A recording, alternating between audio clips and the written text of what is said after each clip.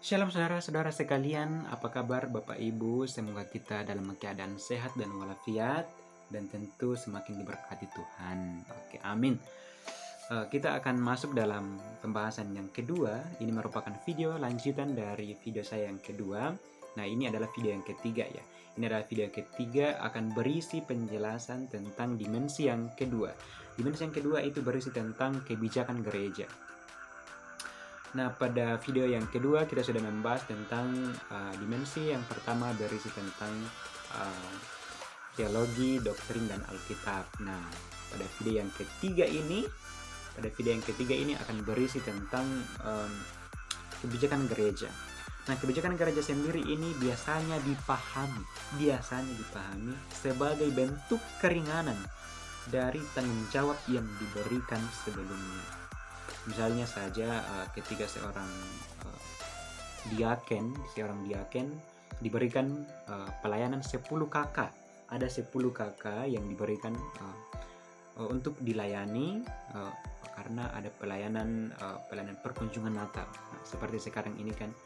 Nah, ketika muncul informasi terbaru, keluar informasi terbaru, akhirnya dia mendapat hanya 5 kakak yang dilayani. Itu artinya ada pengurangan tanggung jawab dan tentu ada keringanan bagi diaken tersebut. Nah, di situ ada pengertian dasar, pengertian yang dipahami secara umum bahwa kebijakan itu benar-benar ada keringanan. Nah, ada keringanan, ada juga solusi. Tentu itu merupakan semua aspek-aspek dari kebijakan gereja. Nah, kita masuk dalam pembahasan. Itu tadi cerita untuk pemanasannya ya. Kita akan masuk dalam pembahasan administrasi gereja baru pada dimensi yang kedua, berbicara mengenai dimensi kebijakan gereja. Oke, kita akan melihat pengertian dari dimensi kebijakan gereja. Nah, kebijakan gereja ini kemudian dibagi dalam dua pengertian. Dua artinya, tetapi tetap berkesinambungan, tetapi ada miripnya, tetapi juga ada bedanya. Oke, yang pertama, keputusan terbaik yang dibuat oleh pemimpin gereja, sidang-sidang rapat gerejawi yang memastikan visi dan misi gereja itu terpenuhi dan memastikan bahwa kebutuhan jasmani dan rohani jemaat itu juga terpenuhi.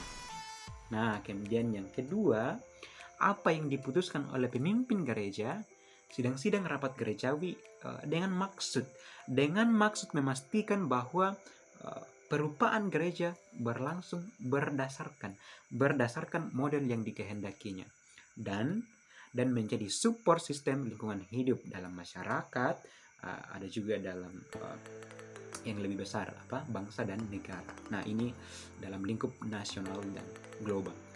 Oke, selanjutnya kita akan melihat ada 5 dasar dari dasar materi pembuatan kebijakan gereja. Yang pertama itu adalah data atau informasi, kemudian ada konsep, kemudian yang ketiga ada model, kemudian ada yang keempat teori, dan kelima adalah paradigma. Oke, nah selanjutnya ada proyeksi alternatif bagi gereja. Proyeksi alternatif bagi gereja di sini ada 4 model. Model yang pertama ada usaha tinggi dan hasilnya pun tinggi. Ada usaha rendah dan hasilnya rendah. Ada usaha tinggi tapi hasilnya rendah. Nah, itu kan menyedihkan kan? Oke, tentu kita akan melihat pada model yang keempat yang paling ditunggu-tunggu dan paling membahagiakan apa? Oke, ini adalah usaha rendah tapi hasilnya tinggi, hasilnya besar. Tentu itu merupakan suatu kebanggaan bagi jemaat. Ketika usahanya hanya sedikit, usahanya rendah tapi hasilnya tinggi banget. Oke, itu merupakan model dari proyeksi alternatif bagi gereja. Selanjutnya ada input dan output serta outcome. Nah, di sini ada 3 input. Input yang pertama itu adalah masalah, kemudian yang kedua itu ada kebutuhan, dan ada yang ketiga aspirasi. Di sini semua dari jemaat ya, atau dari gereja.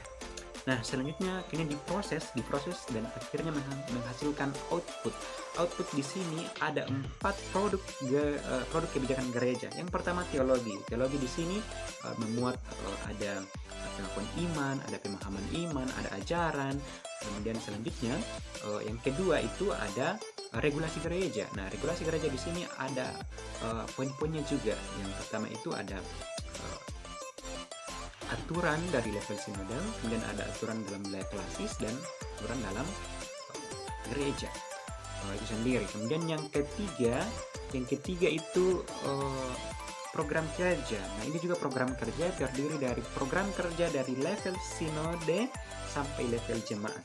Selanjutnya yang keempat adalah diskresi, sama juga dengan program kerja ini ada diskresi dari level sinode sampai level jemaat. Nah, selanjutnya kita akan melihat kebijakan gereja perspektif media framing. Nah, di sini ada 5 bagian penting. Yang pertama adalah isu dalam ranah publik, kemudian ada ketertarikan media, kemudian ada kapitalisasi isu sebagai masalah publik, kemudian yang keempat itu ada reaksi publik, kemudian yang kelima ada tuntutan dibuatnya kebijakan protektif. Nah, kemudian inilah membentuk level publik dan diikuti kebijakan level gereja. Oke, tentu ada outcome yang dihasilkan tadi pada output. Ada outcome di sini merupakan visi dan misi gereja yang terdapat dalam Yeremia pasal 29 ayat 11. Oke, kemudian kita masuk dalam kesimpulan.